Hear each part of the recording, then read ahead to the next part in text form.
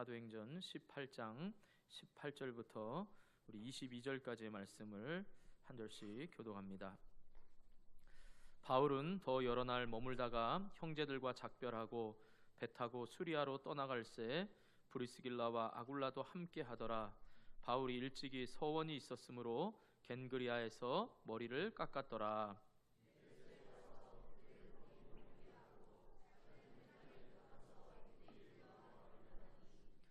여러 사람이 더 오래 있기를 청하되 허락하지 아니하고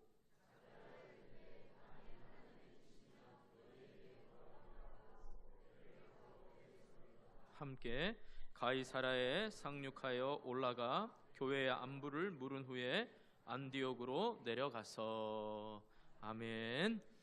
내려가서 그러니까 뭔가 더 이어져야 될 것 같지만 이제 실제로 오늘 말씀이 이 바울의 2차 전도 여행을 마무리 짓고 23절부터는 이제 3차 전도 여행의 시작이 되기 때문에 우리가 22절까지 보았습니다.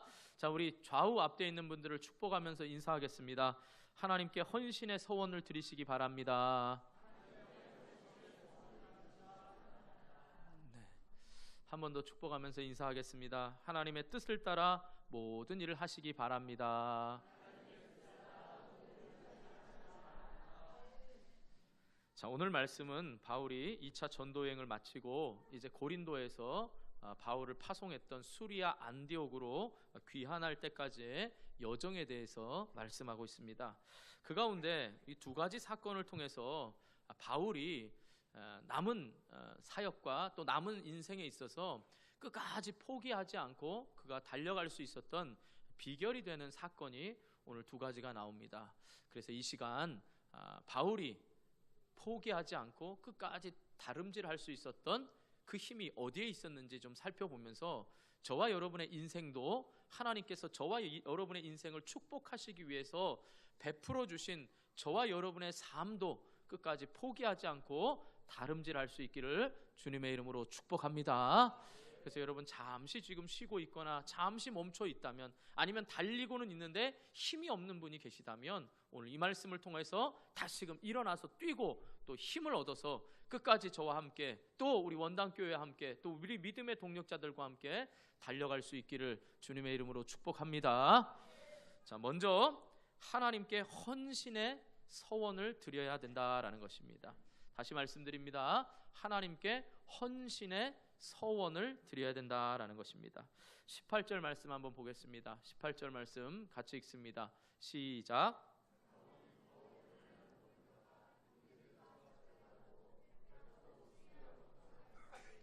브리스길라와 아굴라도 함께 하더라. 바울이 일찍이 서원이 있었으므로 겐그리아에서 머리를 깎았더라. 자, 여러분 볼펜이나 연필을 가지고 계시면 그 18절 앞에다가 그리고라는 단어를 쓰시면 좋을 것 같습니다. 접속사 그리고. 원문을 보면 그리고가 있습니다. 또 킹제임스 버전에도 보면 그리고 이 일 후에라고 이렇게 번역하고 있습니다. 이 말은 뭐냐라고 하면 그 앞에 17절에 보면 지금 갈리오가 법정에서 재판한 그 일 후에 이러한 사건이 일어났다라는 것을 보여주고 있습니다. 또 여기서 여러 날이라는 말은 그 사건이 일어난 후에 여러 날이라는 건 충분하게 많은 날을 지금 머물고 있었다는 거지요. 여러분 다른 데하고 틀리게 고린도에서 떠날 때는 여러분 이유가 있어서 떠났다는 것을 제가 지금 말씀드리기 위해서 이 배경을 설명하는 겁니다. 다른 곳에서의 바울의 전도는 핍박 때문에 때로는 야밤 도주를 했고 핍박 때문에 어쩔 수 없이 그 도시를 떠나야만 했습니다. 그런데 고린도의 경우는 어쩔 수 없이 떠난 것이 아니라 바로 바울에게 있어서 고린도는 여러 날 충분한 날을 지내고 나서 떠났는데 그 계기가 된 게 뭐냐라고 하면 재미있게도 오늘 성경에 보면 머리를 깎았더라 그랬습니다. 머리를 깎고 떠난 겁니다. 여러분 바울이 그동안 얼마나 머리를 많이 깎았겠습니까? 그런데 오늘 고린도를 떠날 때는 머리를 깎고 떠났다라는 겁니다. 또 재밌는 건 뭐예요? 여러분 우리 머리를 깎았다 그러면 다 알죠? 이해하죠? 근데 영화 성경에 보면 뭐라고 나와 있겠어요? 헤어컷 이렇게 써요? 아니면 헤드 이렇게 써요? 이게 우리가 쓰는 언어의 관용구입니다. 관용구라는 게 이 미국 사람들이 이걸 제일 힘들어한다 그래요. 우리가 그러니까 어떤 표현을 쓸 때 우리는 분명히 머리카락을 자른 건데 머리를 잘랐다 이렇게 말하고, 배부르다라고 말하는데 뭐예요? 실제로는 배 터져 죽겠다 이러는데 어떻게 해요? 배는 안 터졌잖아요. 사실 위가 부른 거잖아요. 이제 이렇게 일상적으로 쓰는 게 관용구거든요. 근데 똑같이 번역하면서도 뭐라고요? 머리를 깎았다 이렇게 말합니다. 근데 왜 머리를 깎았냐? 성경에 굳이 사도 바울이 아무리 유명하더라도 머리를 깎은 표현을 썼냐? 이렇게 볼 때 고린도를 떠난 이유가 머리를 깎았다라는 것과 연관이 된다는 거지요. 그럼 왜 머리를 깎았냐? 오늘 본문의 말씀 보세요. 왜 머리를 깎았죠? 성경에 있습니다. 저를 보면 안 나옵니다. 성경에 보세요. 뭐라고 했죠? 서원이 있었으므로 머리를 깎았다 그랬습니다. 그리고 그 머리를 깎은 곳이 어디라고요? 겐그레아라고 했습니다. 겐그레아는 지금 고린도에서 동쪽으로 10km 떨어진 항구입니다. 그러니까 이제 배 타고 가기 위해서 이제 배 타고 에베소로 가고, 에베소에서 갔다가 어떻게 해요? 지금 예루살렘에서 선교 보고를 하고 이제 본인 파송한 수리아 안디옥으로 가는 과정에서 배를 타기 위해서, 말하자면 겐그레아도 고린도에 포함된 도시인 거지요. 그러니까 고린도를 떠나기 전에 머리를 깎았어요. 근데 그 머리를 깎았다라고 할 때 여러분, 단순히 그냥 머리를 잘 다듬고 고향에 갈 때 잘 보이기 위해서 깎은 게 아니고, 뭐 깎아야 돼서 정기적으로 깎은 것도 아니고, 뭐 고린도가 유럽이니까 유럽의 최신 헤어스타일을 아시아에 소개하려고 간 것도 아니라는 거지요. 왜 머리를 깎았을까요? 그리고 또 여기서 머리를 깎았다는 건 조금 이렇게 다듬은 게 아닙니다. 따라해 보겠습니다. 대머리. 따라해 보세요. 너무 기가 막혀서 그렇습니까? 그렇다고 머리숱 없는 분들을 절대 비하하는 게 아닙니다. 이렇게 해서라도 여러분 집중하고 이해하시라고요. 떠난 이유가 중요하다는 거예요. 자, 다시 뭐라고요? 그럼 대자 빼고 하겠습니다. 머리. 알아들었죠? 관용구입니다. 우리 저와 여러분만 통하는 관용구. 머리 깎았습니다. 완전히 밀은 거예요. 자, 머리를 밀었다는 건 서원이 시작될 때 하는 걸까요? 끝났을 때 하는 걸까요? 우린 이렇게 말하죠. 많은 일반적으로 사람들 머리 바짝 깎고 어떻게 해요? 나 결심했어 이러고 머리를 바짝 깎잖아요. 그러지 않습니다. 이 서원을 했다라는 것은 나실인의 서원을 말하는 겁니다. 나실인의 서원은 민수기 6장 1절부터 21절까지가 나실인의 법궤에 대해서 말씀하고 있습니다. 거기에 보면 한마디로 나실인이라는 뭐냐? 내 삶과 내 전생애를 하나님 앞에 드림바되어서 내 삶이 하나님 앞에 드림바된 그 삶으로 구별되게 살겠다라는 약속이 바로 서원이고 나실인의 약속입니다. 그래서 나실인이 되면 어떻게 하죠? 몸을 구별해야 되기 때문에 포도나무 열매나 포도주나 독주를 금합니다. 그리고 시체를 가까이 해서도 안 되고, 그리고 구별되게 살아야 되지요. 그런데 이 헌신을 얘기할 때, 우린 서원을 얘기할 때 거기에 보면 이제 30일도 있을 수 있고 60일도 있을 수 있고 100일도 있을 수 있고 7년, 이렇게 좀 단위를 끊어서 서원을 할 수도 있습니다. 근데 우리의 일상적인 어떻게 개념은 뭐예요? 서원 그러면 평생 해야 되는 것처럼 생각하기가 쉽다는 거죠. 물론 평생을 할 수도 있습니다. 평생 서원 기도를 한 사람이 누구죠? 아이가 없어서 아이를 달라고 간절히 기도했던 한이 맺힌 여인 있잖아요. 한나. 그래서 아들을 낳았죠. 사무엘.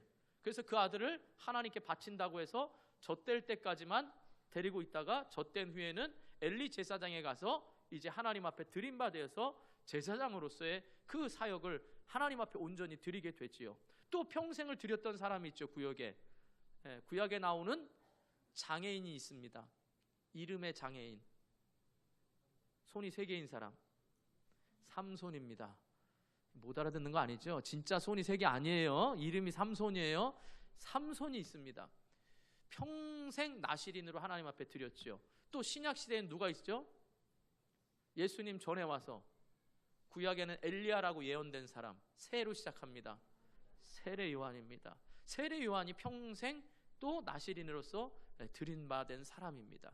자, 그러면 우리가 생각할 때는 나실인 그러면 그냥 하나님 앞에 전적으로 드리면서 그 전생애를 다 살았으니까 굉장히 부담스럽다 이렇게 생각할지 모르겠습니다. 저는 어머니의 서원 기도로 저는 목사로 엄마가 하나님께 바쳤기 때문에 저는 제 뜻하고 상관없이 저는 어릴 적부터 꿈이 목사였습니다. 제가 70년생이니까 70년대 당시에 초등학교 들어가면 장래 희망을 물어보면서 다 손들고 물어볼 때마다 그때는 또 군사정권 시대 아니었습니까? 그래서 다들 소원이 군인, 의사 이렇게 애들이 다 장래 희망이었거든요. 그러면 저는 뭡니까? 다 안 되니까 승철아 넌 뭐가 될래? 그럼 전 목사요 이랬습니다. 이때가 얼마나 부끄러운지 아십니까?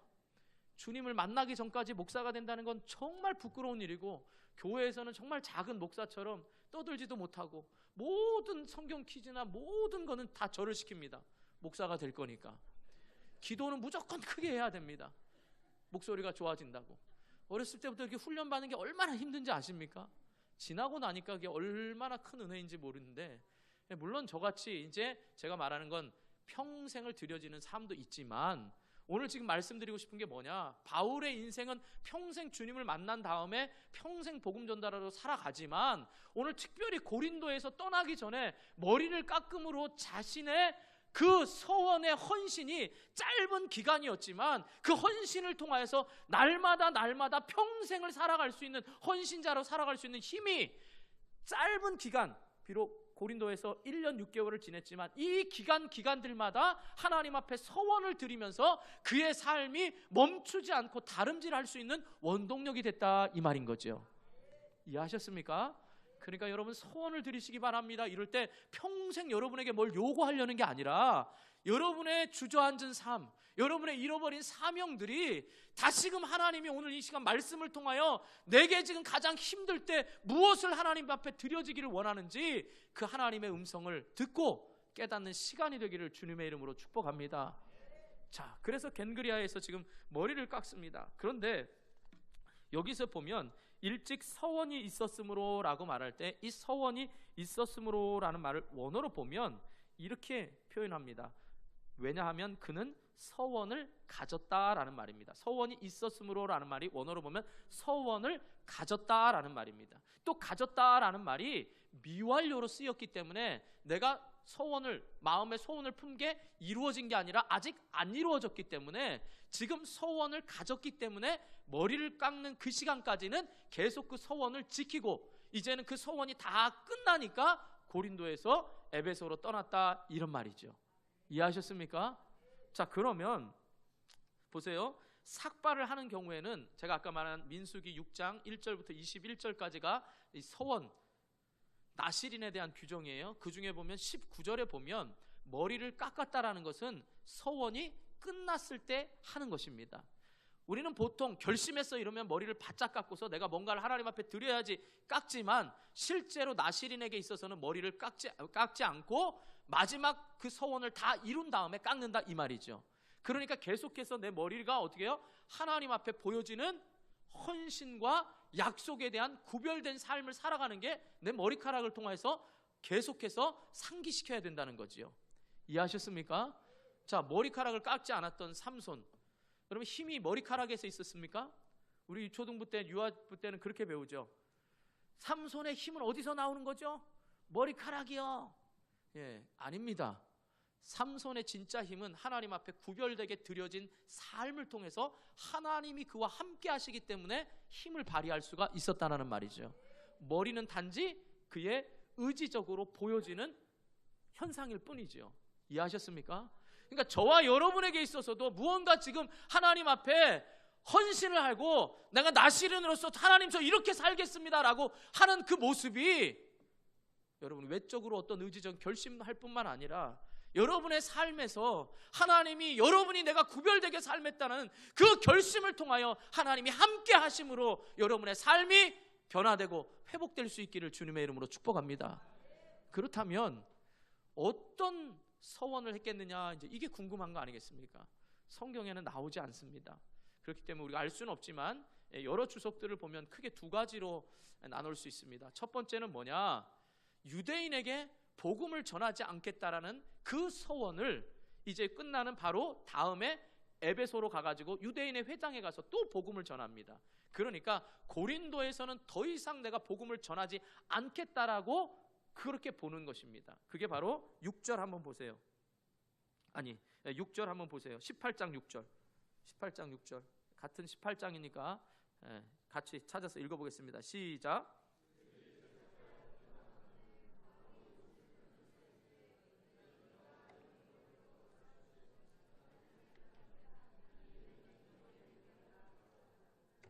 자, 우리가 지난주에 살펴보았지만 지금 고린도에서 유대인들이 비방하고 조롱하고, 그러니까 두 가지 더 강력하게 다른 곳보다 반항을 하고 더 반대를 하니까 이제는 내가 유대인에게 전하지 않겠다 이렇게 말한 거지요. 그러니까 이걸 두고 서원이다 이제 이렇게 보는 관점인 거지요. 자, 그러나 제가 뭐라 그랬죠? 이 관점은 내가 유대인에게 전하지 않겠다는 게 아니라 이제 이방인에게 더 열심히 하겠다라는 거였죠. 그리고 또 이 표현은 이미 1차 전도 여행에서 어떻게 해요? 비실비실한 안디옥에서 이미 했던 말입니다. 또 한번 찾아보겠습니다. 13장 46절 한번 보세요. 이럴 땐 성경책 넘기는 소리가 나야 됩니다. 이 고유의 성경책 넘기는 이 소리. 13장 46절입니다. 같이 읽습니다. 또 시작.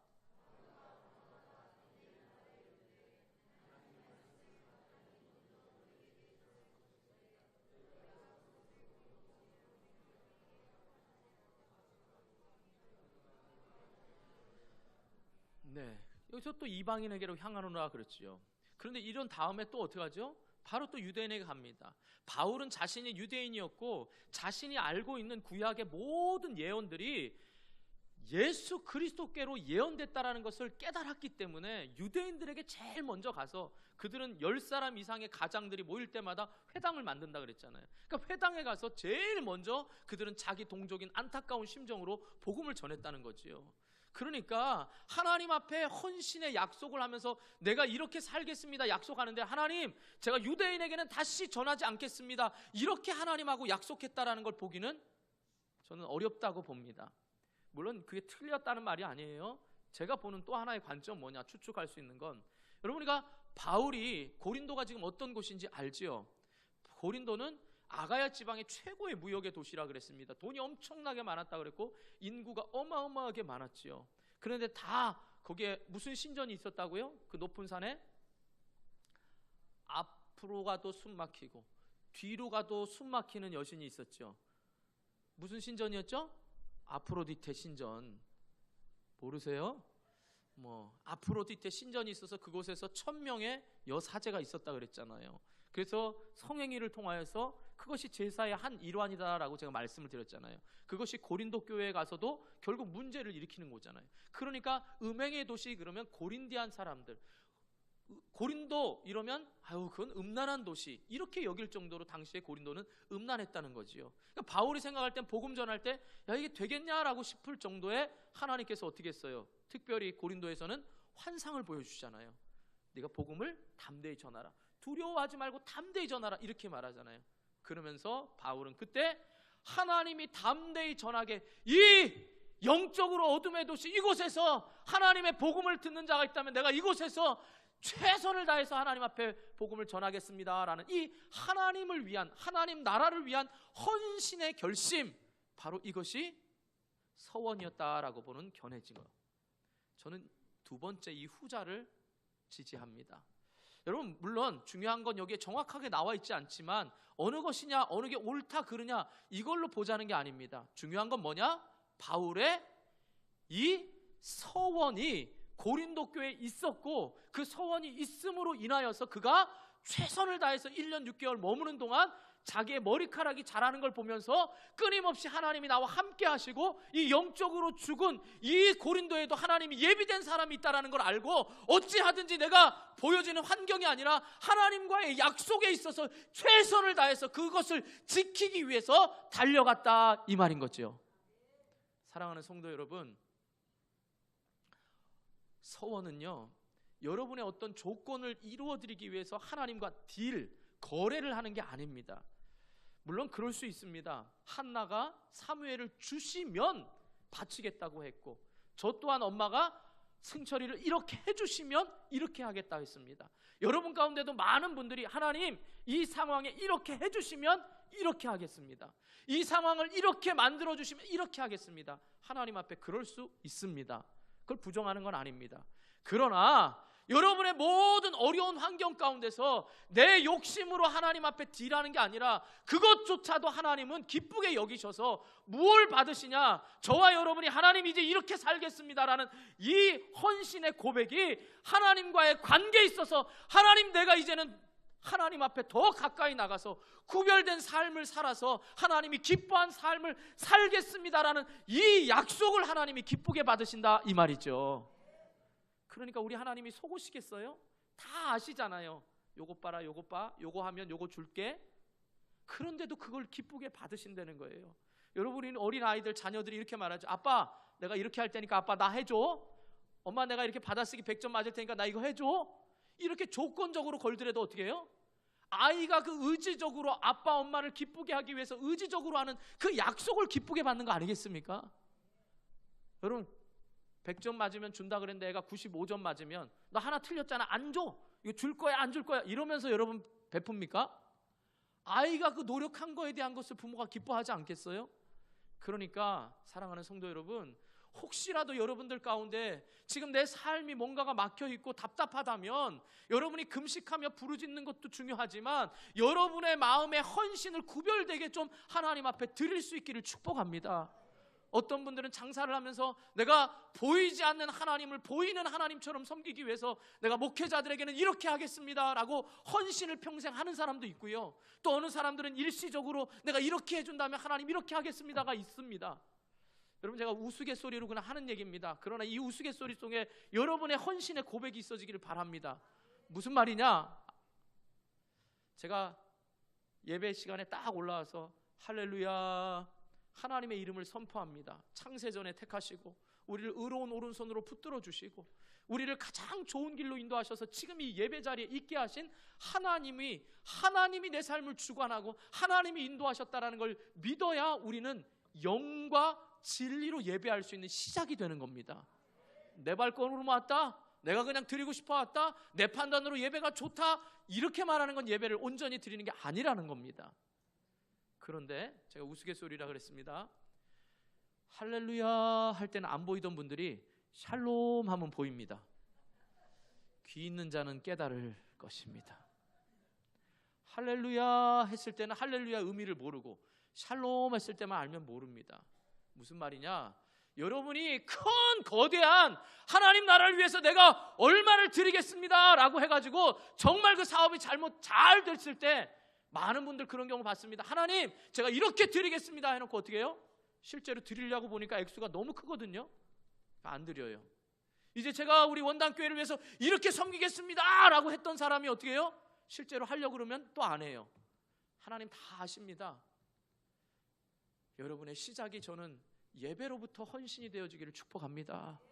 오셔서 기도로 시작하시고 오늘 하나님이 나에게 주신 말씀을 통하여 하나님 제가 이런 기도 제목과 이런 걸 가지고 있습니다. 그런데 오늘 말씀을 통하여 제가 무엇을 헌신하고 무엇을 구별되게 살아야 될 것인가를 깨닫게 해달라고 여러분 기도할 수 있기를 축복합니다. 하나님이 그 마음의 결심을 기쁘게 받으실 줄 믿습니다.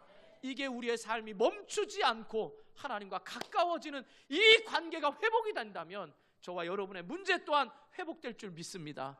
그렇다면 여러분, 바울이 헌신한 건 뭐겠어요? 하나님 이렇게 해주면 하겠습니다가 아니라 그렇게 해주신 하나님으로 인하여 다시금 내가 헌신할 수 있다 이 말입니다. 그러므로 여러분, 감사의 헌신도 꼭 잊지 마시고 이렇게 할 수 있는 것에 대한 감사의 헌신의 고백도 드려질 수가 있기를 주님의 이름으로 축원합니다. 자, 두 번째로 우리의 삶이 바울과 같이 낙심하지 않고 포기하지 않고 다름질할 수 있는 이유는 뭐냐? 하나님의 뜻을 따르는 것을 삶의 목표로 삼아야 된다라는 것입니다. 다시 한번 말씀드립니다. 하나님의 뜻을 따르는 것을 삶의 목표로 삼아야 됩니다. 너무나 간단한 얘기죠. 하나님 앞에 서원을 드려야 되고 하나님의 뜻을 따라 산다. 자, 우리 21절 한번 읽어보겠습니다. 21절 같이 읽습니다. 시작.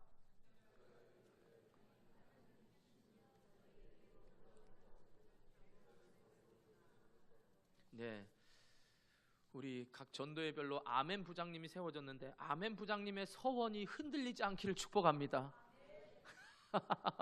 무슨 말인지 알겠죠? 말씀 여러분 그대로 크게 읽으세요. 다른 때 가서 크게 읽을 저기도 안 되니까 크게 읽고 이 말씀 그대로 믿고 아멘 하시고 늘 이렇게 소통하면서 여러분들이 그 서원도 하세요. 하나님, 제가 예배 시간에 들려지는 말씀에 아멘으로 반응하고 믿음으로 반응하고 그것들을 통하여서 여러분 분명히 바뀐다니까요. 제가 훈련을 또 한번 해볼까요?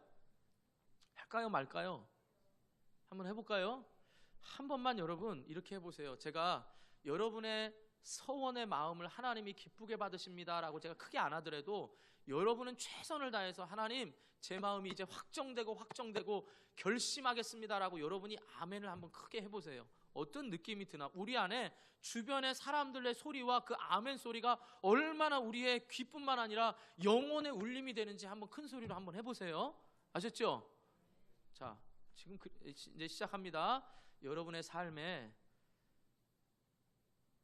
드려지는 서원을 통하여 하나님이 그것을 기쁘게 받으시기를 주님의 이름으로 축복합니다. 여러분, 이런 느낌하고 아무 소리 안 들리는 거하고 다릅니다. 영혼의 울림이 달라요. 여러분, 우리 교회 처음 오신 분들이나 아니면 주변에 오신 분들, 야, 이 교회는 왜 이렇게 구닥다리 같아, 목사님은 이렇게 나이가 들지 않은데 왜 이렇게 할까? 여러분, 이게 비결입니다. 비결. 여러분, 다른 거 아니에요. 예전에 부흥 강사님들이 아멘 2번 하라고 그럼 2번 복 준다고 뭐 이렇게 우스갯소리 했을지언정 느헤미야 8장에 가면 실제로 말씀 앞에 아멘 아멘으로 받아요. 그 말씀이 진실로 내 꾀가 되기를 원해서. 여러분, 이게 성경에 없는 얘기가 아니고요. 여러분 마음속에 그런 서원이, 제가 드리고 싶은 말은 하나님과의 관계에 있어서의 서원이 중요한 거지, 무슨 하나님이 물질을 받거나 여러분에게 뭔 환경을 이걸 원하는 게 아니라 하나님과의 관계에 있어서의 그 서원을 기쁘게 받으신다 이 말이에요. 할렐루야. 저와 여러분의 삶이 하나님 말씀 때마다 진실로 그렇게 되기를 소원하고 진실로 그 말씀이 맞다고 동의할 수 있기를 주님의 이름으로 축복합니다. 자, 우리가 이제 21절을 읽었지요. 자, 여러분 이제 겐그레아에서 머리를 깎고 고린도의 사역을 끝내고 이제 에베소로 갑니다. 이 에베소는요, 이제 우리가 3차 전도 여행에서 시작이 되니까 그때 자세히 설명하겠지만 한마디로 에베소는 로마의 지배를 받고 있는 아시아에서 가장 크고 중요한 도시입니다. 그게 바로 에베소입니다. 그래서 아시아에 있는 모든 물품이 유럽으로 건너가는 항구가 에베소고요. 또 유럽의 물품이 아시아와 중동으로 건너가기 위해서는 에베소를 거쳐야 합니다. 중요한 도시입니다. 그래서 바울은 2차 전도 여행 때 어떻게 해요? 에베소로 가려고 했지만 못 갔지요. 하나님 막으셨잖아요. 그래서 환상 가운데 유럽으로 오게 해달라고 마게도니아 환상을 보고 유럽으로 갑니다. 그런데 또 돌아가는 길에 에베소로 하나님이 인도하십니다. 그래서 또 어떻게 해요? 회당에 가서 변론했다 그랬습니다. 여기서 변론한다는 말은 담화하다, 강론하다는 말입니다. 그냥 단순히 우리 얘기하는 게 아니라 복음을 전했다는 말이에요. 그런데 에베소에서 놀라운 일이 일어납니다. 한번 보겠습니다. 20절 한번 읽어보세요. 20절 시작.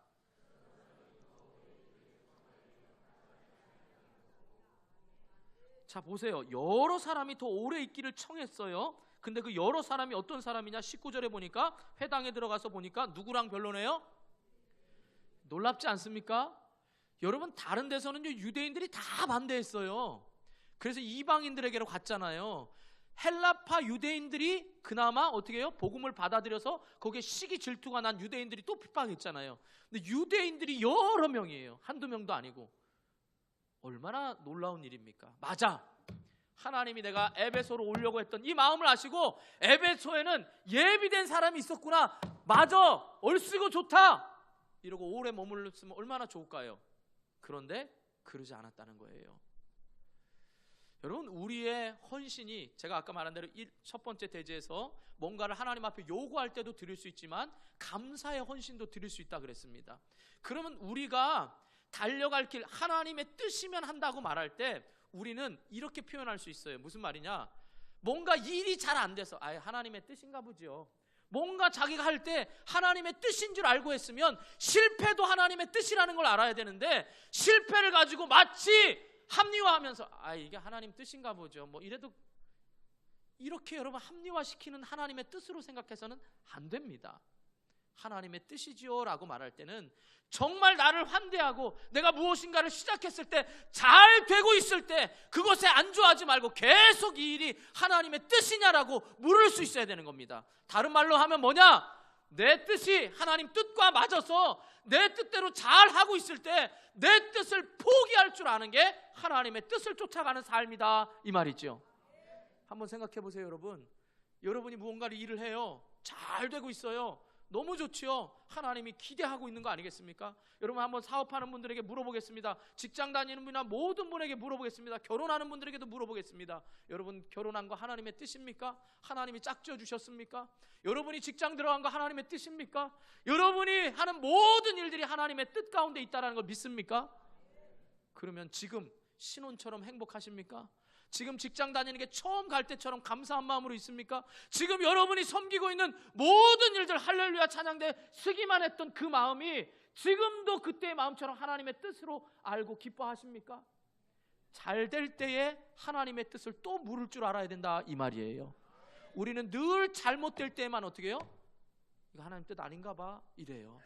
잘못될 때만 하나님 뜻 아닌가 봐가 아니라 잘못될 때에도 하나님의 뜻이라고 믿고 갈 수 있어야 포기하지 않고 끝까지 갈 수 있다 이 말입니다. 여러분 하나님 뜻대로 갑니다. 바울이 늘 행복했을까요?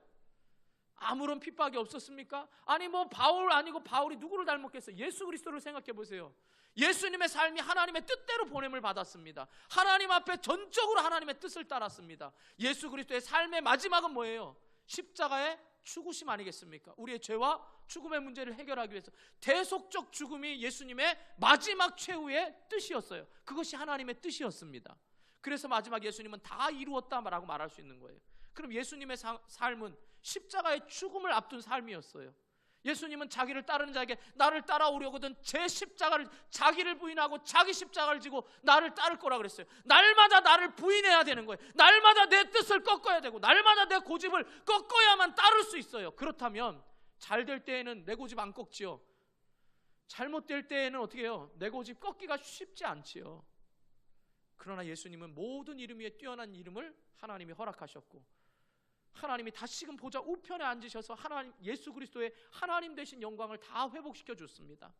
바울도 마찬가지입니다. 그가 고난과 고통 속에서 그 길을 달려갔지만 포기하지 않고 달려갔지만 그것을 실패의 인생이라고 말하지 않고 바울이 이룬 엄청난 역사를 우리는 다 역사적으로도 보고 있고 말씀을 통해서도 깨달을 수 있는 겁니다.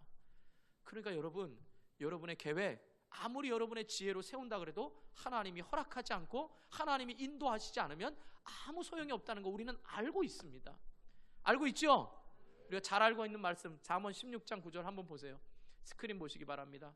같이 읽습니다. 시작.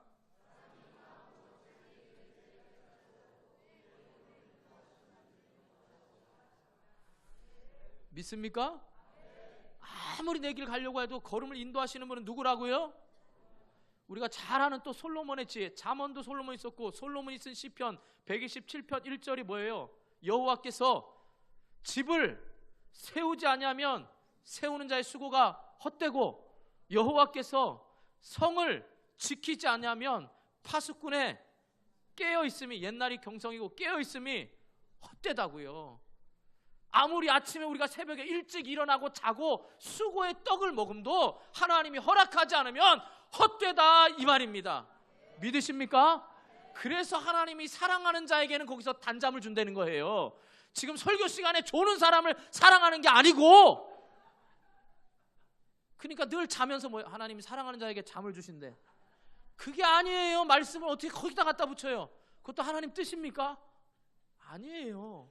우리의 삶의 전 모든 거가 하나님이 허락하셔야만 된다라는 그 뜻 가운데 있어야 내가 평안할 때도 하나님의 뜻을 쫓아갈 수가 있다 이 말인 것입니다. 하나님이 왜 나에게 이런 평안을 주셨을까? 왜 내가 노력한 것도 없는데 나에게 이런 풍성한 열매를 주셨을까? 그럼 하나님이 나를 통해 무엇을 하시기를 원하실까? 늘 하나님의 뜻을 물어야 어렵던 힘들던 잘되든 지치지 않고 달려갈 수가 있다 이 말인 거지요. 그럼 잘 될 때는 신나게 달려가지요. 그럼 안 될 때는 어떻게 달려갑니까? 못 달려가지요. 하나님 뜻 아닌가 봐? 이러고 또 딴 데 가서 잘 되기를 바라죠. 그게 아니라는 거예요, 여러분. 우리가 지치지 않으려면 내가 처음 먹었던 이 하나님의 뜻에 잘 지금 달리고 있는가만을 생각만 하면 여러분 후회하지 않는 인생이 될 줄 믿습니다. 그렇기 때문에 바울은 또 디모데 후서에 보세요. 스크린 보시기 바랍니다. 디모데 후서 4장 8절에 이렇게 고백합니다. 같이 읽습니다. 시작.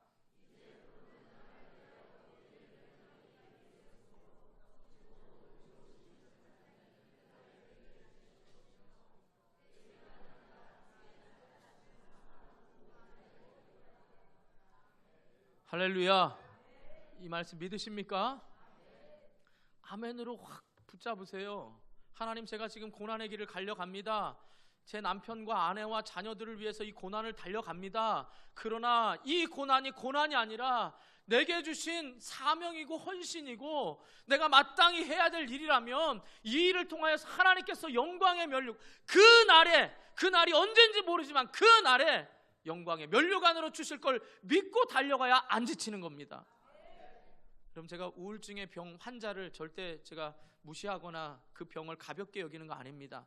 그런데 여러분, 우울증이 혼자 생각이 많고 혼자 여러분 있다 보면 별의별 생각이 많이 들어서 여러분 침체가 되는 겁니다. 여러분, 예배를 드리고 있다가도 이거 무너지면 어떡하지? 이런 사람은 예배 잘 못 드립니다. 조명이 하나만 꺼지면 야, 이거 진짜 무너지는 거 아니야? 또 하나 꺼지면 무너지는 거 아니야? 또 제가 이런 말 했으니까 이거 진짜 무너지는 거 아니야? 이런 사람 심각한 사람입니다. 계속 어떻게 해요? 우리가 달려갈 길을 모르고 가는 사람들이에요. 하나님의 뜻을 모르고 가는 사람들은 늘 불안한 거죠. 염려가 되는 거예요. 이 길 잘못 들었을까? 길까 아닐까?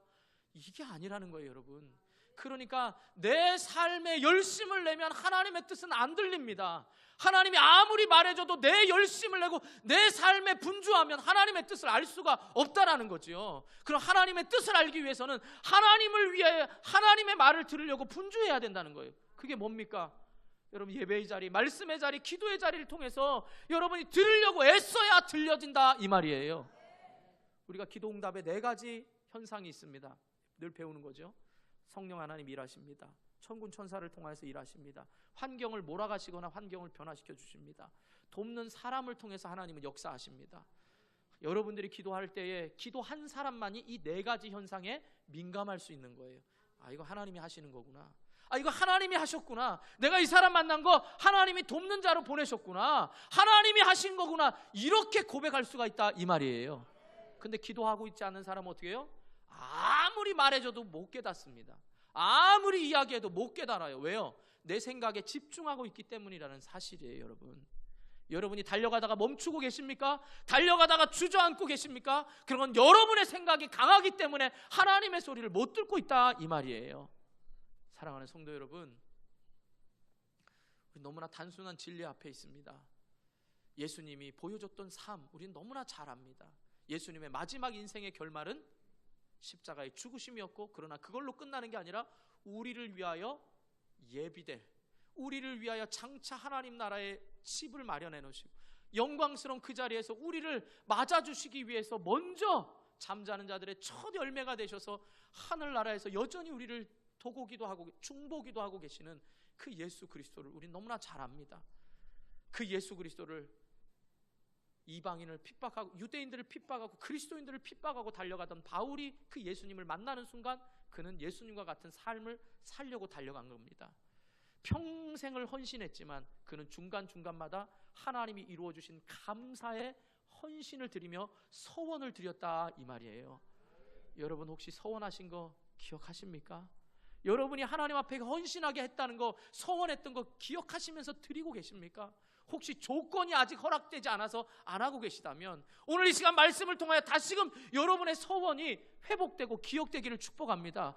그 기억이라는 건 하나님이 여러분에게 은혜 베푸시려고 관계를 회복시키시려고 생각나는 것이라는 걸 믿으시길 축복합니다. 또한 여러분의 달려갈 길 잘하고 있습니다. 할렐루야. 찬양대도 잘하고 있고 여러분도 잘하고 있습니다.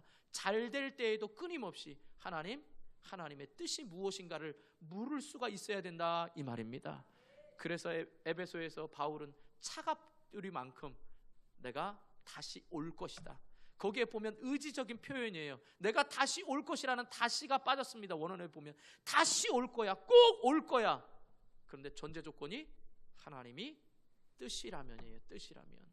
그러니까 여러분의 생각이 아무리 강하더라도 하나님 뜻이라면이라고 내려놓을 수 있는 그 마음이 항상 열려져 있기를 주님의 이름으로 축원합니다. 여러분 헌신하려고 하시죠? 여러분의 헌신 열심 지금까지 잘했습니다. 그러나 그 뜻이 우리 교회의 목회 비전과 방향과 그 뜻 가운데서 내가 내려놓으면서 함께 할 수 있는 하나님의 뜻을 구하면서 저와 여러분이 쉬지 않고 하나님 나라와 의를 위하여 제자 되는 것과 제자 삼는 일에 달려갈 수 있기를 주님의 이름으로 축원합니다. 기도하겠습니다. 우리 말씀 생각하면서 기도합니다. 하나님, 내 삶이 지금 주저앉고 지쳐 있다면, 뭔가 뜻이 이루어지지 않았다면 내 삶에 하나님, 내가 드리는 서원, 내가 하나님 앞에 서원했던 것 잊지 않게 해달라고 평생을 서원한 분들도 있을 겁니다.